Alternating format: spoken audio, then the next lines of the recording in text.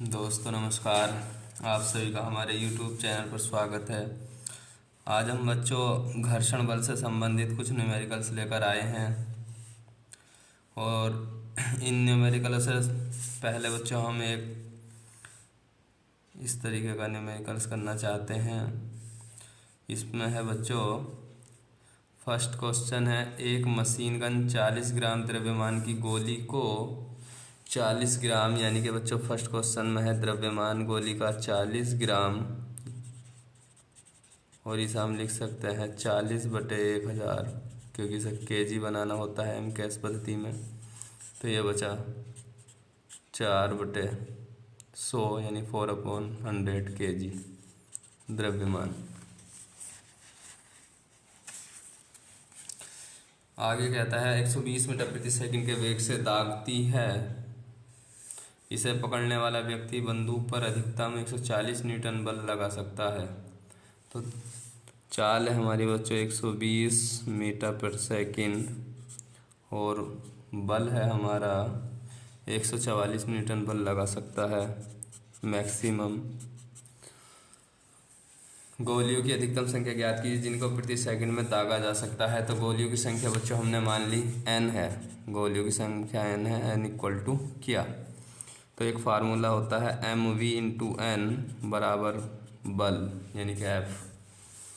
तो ये आ जाएगा हमारा m है 4/100 और p mv, p का फॉर्मूला यानी कि p/n बराबर होता है F।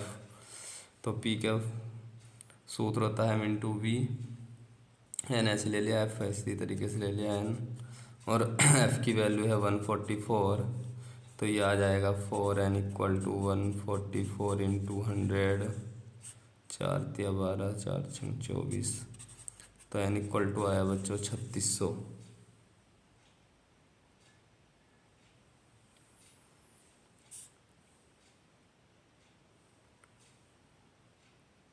कैसे हुआ ये? 40 ग्राम द्रव्यमान की गोली को 120 मीटर प्रति सेकंड के वेग और बनना बच्चों 120। तो ये हुआ 120 बटे 120, 0 से 0 12 36 30 यानी कि 30। तो गोलियों की अधिकतम संख्या ज्ञात करनी थी जिनको प्रति सेकंड में दागा जा सकता है। तो गोलियों की अधिकतम संख्या कितनी है बच्चों? 30। इसका आंसर याद था बच्चों मुझे 30, इसलिए मिस्टेक हो रही थी कि इसमें आंसर कैसे चेंज हुआ 3600, इसलिए मैंने इसको दोबारा चेक किया। तो ये था, एक मशीन गन 40 ग्राम द्रव्यमान की गोली को 120 मीटर प्रति सेकंड के वेग से दागती है।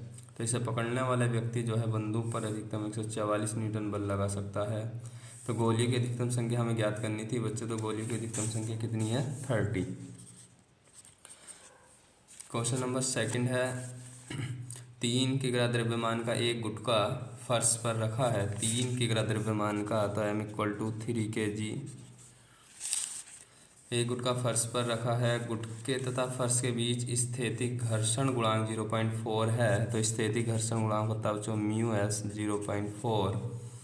गुटके पर 3 न्यूटन का बाह्य बल लगाने पर गुटके तथा फर्श के बीच कार्यरत घर्षण बल ज्ञात करना है। Fs हमें ज्ञात करना है और F दे रखा है इसमें बच्चों 3 न्यूटन। तो Fs फार्मूला होता है μs इंटू r, और μs r की वैल्यू होती है बच्चों mg। तो ये आया mg, तो ये हुआ 0.4 और m3 और g की वैल्यू ले लो 10, 4×12 120 यानी कि 12 न्यूटन। तो Fs 12 न्यूटन है बच्चों। जबकि बाह्य बल हमने कितना लगाया न्यूटन में? 3 न्यूटन का बाह्य बल लगाया, जबकि जो उसका सीमांत घर्षण बल है, सेल्फ एडजस्टिंग फोर्स है बच्चों, वो 12 न्यूटन है। इसका मतलब जब तक 12 न्यूटन से ज़्यादा का बल नहीं लगने का तब तक वो गतिमान नहीं होगी वस्तु। तो इसका मतलब ये इसका जो आंसर आएगा, स्थैतिक घर्षण बल जो आएगा वो बच्चों 3 न्यूटन ही रहेगा, क्योंकि जब सीमांत घर्षण अवस्था में, यानी कि सीमांत घर्षण की अवस्था में यदि बल की वैल्यू जो हमारा घर्षण बल आता है उसकी वैल्यू यदि जो हम बाह्य बल लगाते हैं उससे अधिक आती है तो वस्तु गतिमान नहीं होती। इसका मतलब जो घर्षण बल है वो बाह्य बल के बराबर ही होता है। तो यहाँ जो हमारा एफ एस आएगा बच्चों वो 3 न्यूटन ही रहेगा। ये है इसका आंसर, क्योंकि 12 न्यूटन, जब तक हम 12 न्यूटन का बाह्य बल नहीं लगाएंगे तब तक वस्तु गतिमान नहीं हो सकती। तो इसलिए जो घर्षण बल आएगा हमारा वो बाह्य बल के बराबर ही आएगा, तो इसलिए 3 न्यूटन आया। यदि किसी वजह से बच्चों 12 न्यूटन न आके यदि 3 न्यूटन से कम आता तब भी वही आंसर होता, फिर ये 3 न्यूटन नहीं होता। अब इससे ज़्यादा आया है ये घर्षण बल, तो इसलिए बाह्य बल के बराबर ही घर्षण बल होगा। ठीक है बच्चों, तो ये कंडीशन आपको याद रखनी है। इसका आंसर है 3 न्यूटन। नेक्स्ट क्वेश्चन है बच्चों, 4 के द्रव्यमान का एक गुटका घिरनी तल पर रखा है। ये किसी है। 4 के द्रव्यमान का एक गुटका किसी तल पर रखा है। स्थैतिक घर्षण गुणांक 0.4 है। गुटके तथा तल के बीच घर्षण बल ज्ञात कीजिए।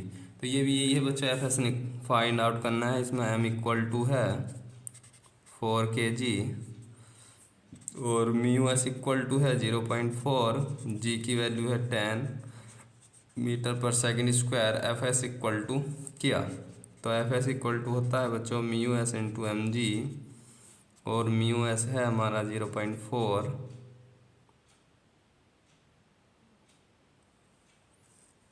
और m है हमारा 4 और g 10, 4 चौक 16 दही 160 यानी कि 16 न्यूटन।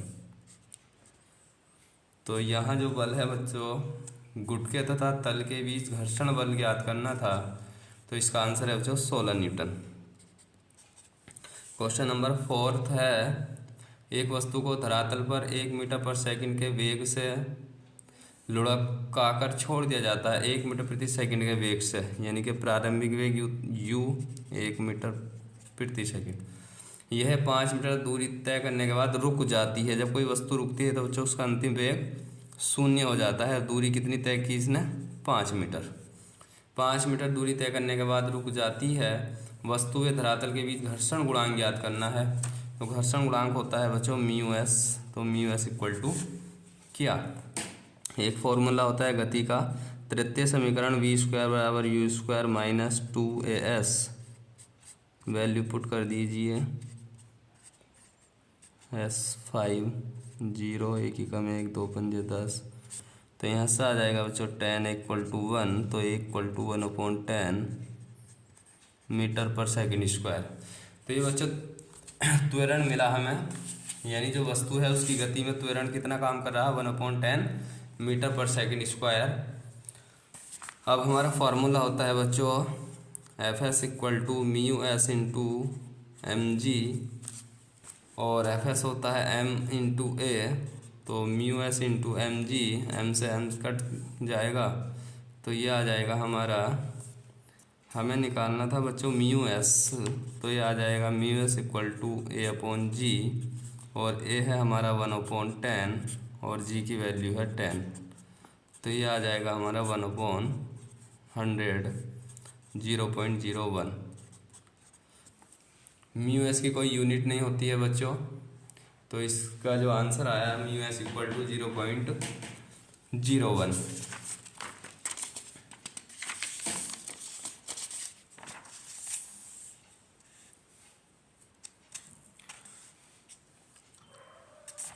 आगे है बच्चों नेक्स्ट क्वेश्चन है,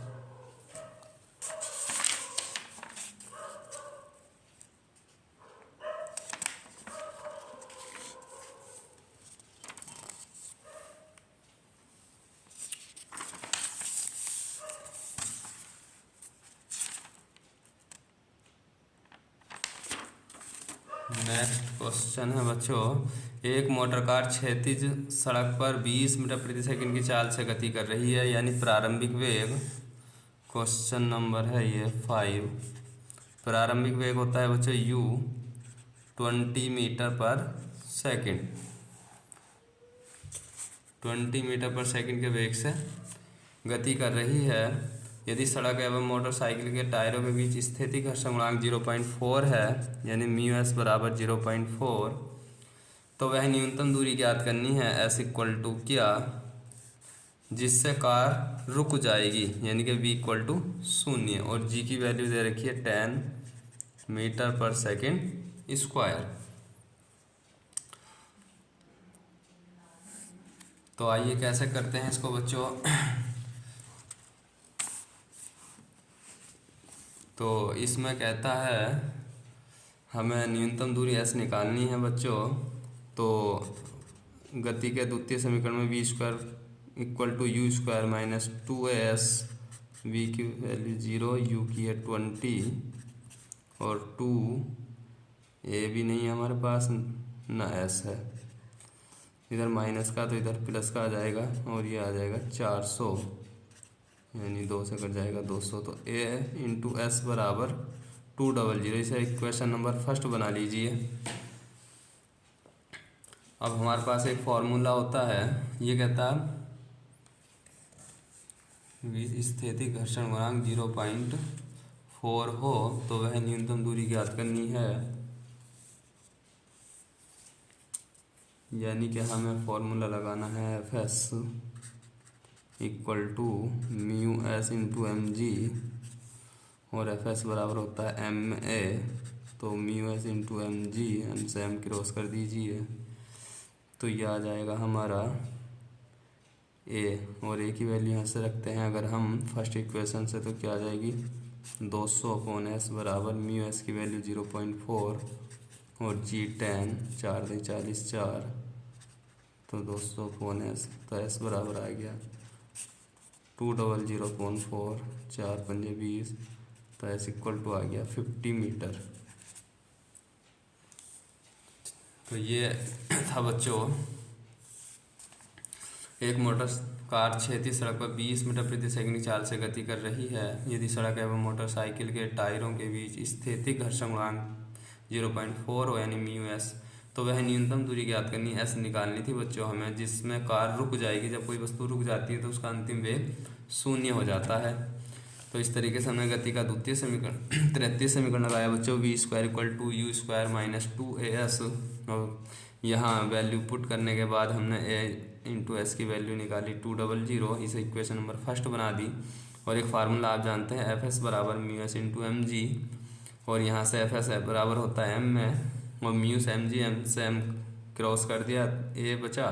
तो बच्चों यहाँ से जब हम ए की वैल्यू निकालेंगे तो ये क्या आ जाएगी 200 अपॉन एस। तो 200 अपॉन एस रख के सॉल्व कर दिया तो एस इक्वल टू आ गया 50 मीटर, यानी कि वह न्यूनतम दूरी कितनी है 50 मीटर।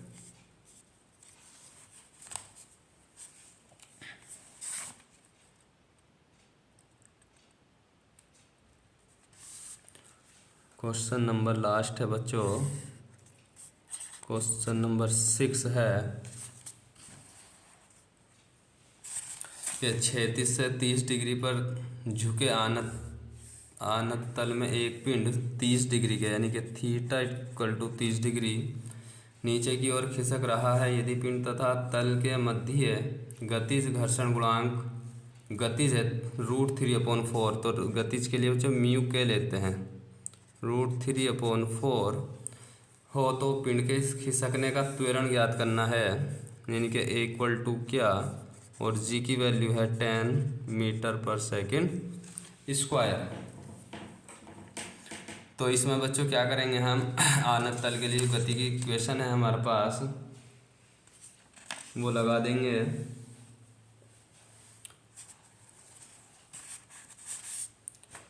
क्षैतिज से 30 डिग्री पर झुके आनत तल में एक पिंड नीचे की ओर खिसक रहा है। यदि पिंड तथा तल के मध्य गतिज घर्षण गुणांक √3/4 हो तो पिंड के खिसकने का त्वरण ज्ञात करना है। तो बच्चों त्वरण का फार्मूला याद रखना है आपको, ए इक्वल टू एफ बराबर एम में, और यहाँ एम जी, एम से एम काट दीजिए तो जी आ जाएगा जी, और bracket sign theta minus mu के कोस थीटा। ये फॉर्मूला आपको याद रखना है बच्चों। त्वरण का equal to G sine theta minus mu के इंटू कोस थीटा। जी की वैल्यू रख दीजिए 10 और साइन 30 डिग्री माइनस म्यू क्या होता है √3/4 दे रखा है और कोस 30 डिग्री। साइन 30 की वैल्यू 1/2 होती है बच्चों और कोस 30 की वैल्यू होती है √3/2। तो ये आ जाएगा हमारा 10 और 1/2 माइनस 3×9 का वर्गमूल 3 और 4×2 = 8 और इसका एलसीएम ले लेंगे हम 2 और 8 का 8, 2 चौक 8, 4 माइनस 3/8। तो ये आ जाएगा 10 × 1/8। तो जब 8 से भाग करेंगे हम बच्चों तो ये आ जाएगा 8 × 8, 8×2 = 16, 8×5 = 40, 1.25 यानी कि इक्वल टू कितना आया 1.25 मीटर पर सेकंड स्क्वायर। इतना त्वरण काम कर रहा है बच्चों। तो ये था हमारा गतिज घर्षण गुणांक √3/4 हो तो पिंड के खिसकने का त्वरण ज्ञात करना था हमें। तो त्वरण की वैल्यू आ चुकी बच्चों इक्वल टू 1.25 मीटर पर सेकंड स्क्वायर। तो ठीक है बच्चों, आज हमने आपको घर्षण बल से संबंधित कुछ न्यूमेरिकल्स पढ़ाए हैं और त्वरण फाइंड आउट करना सिखाया। आज के लिए इतना ही। ठीक है बच्चों, थैंक यू वेरी मच।